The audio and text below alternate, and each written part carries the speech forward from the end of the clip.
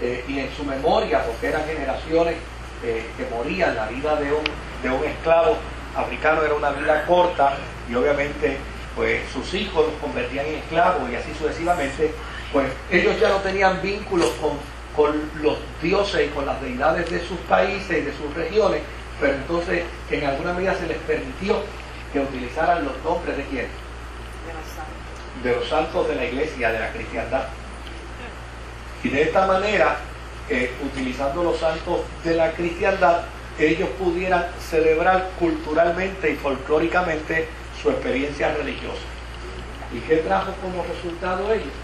Pues trajo como resultado la santería, trajo como resultado el espiritismo y otras experiencias de ciencias ocultas, de fenómenos ocultos.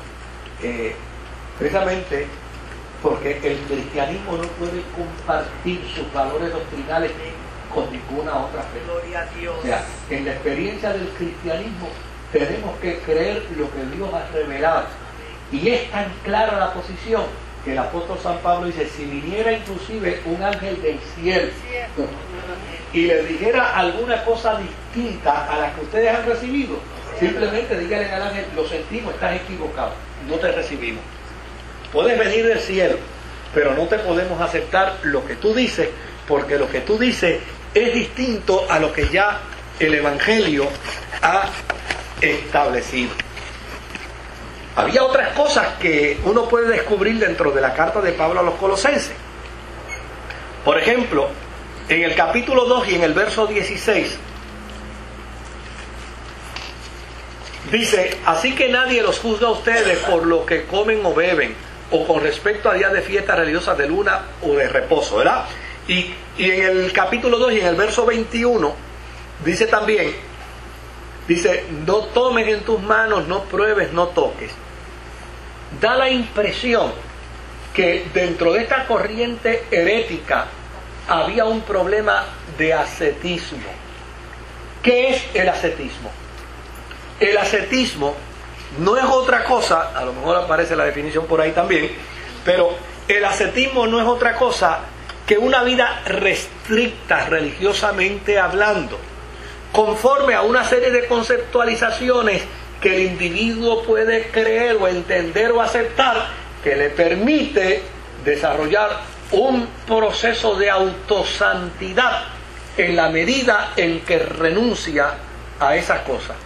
Es decir, la persona asceta es la persona que cree y entiende que es más puro y es más casto si evita en alguna medida tocar o interactuar o pensar o interferir con su mente con aquellas cosas que él puede entender que le hacen daño a su experiencia de santidad religiosa. Y desde luego, ese ascetismo parece también que estaba en alguna medida colado dentro de las herejías en la iglesia de Colosa. Había otro elemento más, y es que en el capítulo 3, en el versículo 5 y en el versículo 8, capítulo 3, 5 al 8, aparece también, dice: por tanto, hagan morir todo lo que es propio de la naturaleza terrenal: inmoralidad sexual, impureza, bajas pasiones, malos deseos, avaricia, lo cual es idolatría. Versículo 6 dice: por estas cosas viene el castigo de Dios. Versículo 7 dice: ustedes las practicaron en otro tiempo cuando vivían en ellas. Versículo 8 dice: pero ahora abandonen también todo esto: enojo, ira, malicia, calumnia y lenguaje obsceno. Note bien que por un lado estoy hablando del espíritu asceta, pero por el otro lado estoy hablando de ¿qué? Del otro extremo. O sea, hay quien puede mantenerse asceta, ¿verdad? Que quiere desarrollar un sentido de pureza donde todo lo cuestiona porque tiene temor de que lo que toque, lo que mire, lo que interactúe con él le afecte su espiritualidad. Pero hay otros que entonces se van al otro lado y dicen: muchacho, olvídate, yo me como lo que sea, toco lo que sea, miro lo que sea, interactúo con lo que sea y a mí no me importa.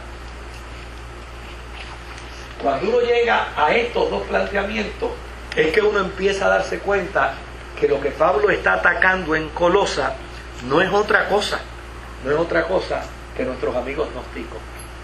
Porque dentro del gnosticismo era que existían esas dos grandes corrientes.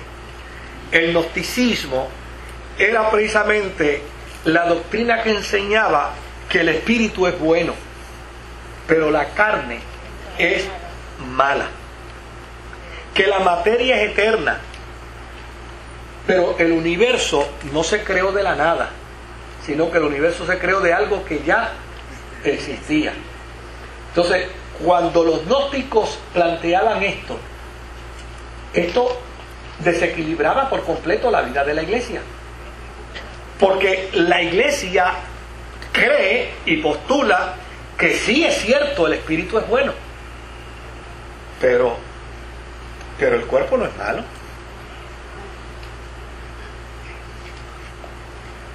Y es interesante porque cuando uno plantea esto, a veces dentro de las iglesias cristianas hay espíritus gnósticos. ¿Sí?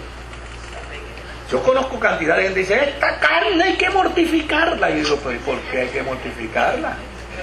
¿Cuál es la razón de mortificarla? Esta carne hay que doblegarla. ¿Por qué hay que doblegarla?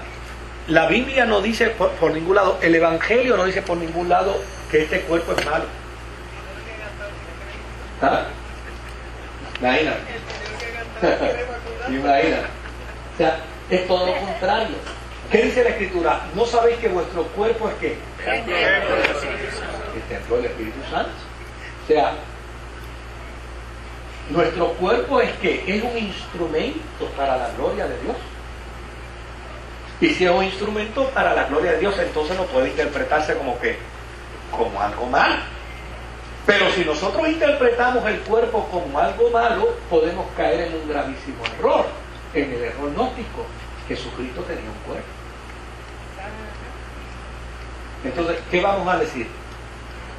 Que el cuerpo de Cristo era malo. Porque ese era el gran problema de los gnósticos. Los gnósticos decían, mira, para nosotros la materia es mala y este cuerpo es malo. Ah, pero entonces ¿qué hacemos con Cristo? Dicen, no, lo que pasa es que con Cristo era otra cosa. Cristo no tenía cuerpo. ¿Cómo que no tenía cuerpo? Él comía así, chico, pero eso era una apariencia. El cuerpo de Cristo era como algo fantasmal. ¿Ves? Entonces, porque cuando la gente desvirtúa la doctrina bíblica, entonces empiezan a hacer peripecias en las obras. Y ese es el gran problema de muchas posturas religiosas. Entonces empiezan a hacer peripecias. Y desde luego, entonces empiezan a dar una explicación a este fenómeno, y como pues ya es que otro le dan otra explicación. Cuando uno viene a ver, hay una serie de contradicciones. Y Pablo dice, no, espérate un momentito, aquí no hay que contradecir nada. Cristo tenía toda la plenitud del Padre, pero tenía también un cuerpo mortal. Y porque tenía un cuerpo humano fue que murió en la cruz.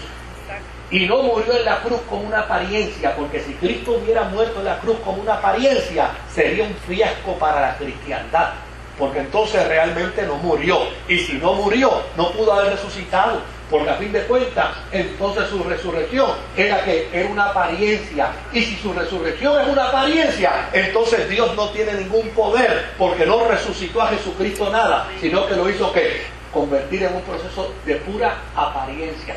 Y quién arregla ese entuerto después. ¿Quién trabaja con ese entuerto luego? Por eso es importante que toda posición, óigame, tiene que ser doctrinal, porque si no caemos en la trampa de los entuertos. Y claro, es muy fácil. Después, cuando yo dije Diego, es que tú no me entendiste, yo lo que quería decir era Diego. ¿Ves? Y cuando dije Diego, es que tú no me entendiste, yo quería decir Diego. Y hay gente que son a veces hasta más atrevidas, y dicen, bueno, eso fue lo que el Espíritu me dijo que dijera, y después me cambió. Entonces, cuando uno empieza a confrontar a la gente, no, ven acá, vamos aquí. ¿Qué enseña la Escritura? ¿Qué postula la Escritura? O sea Dios veraz.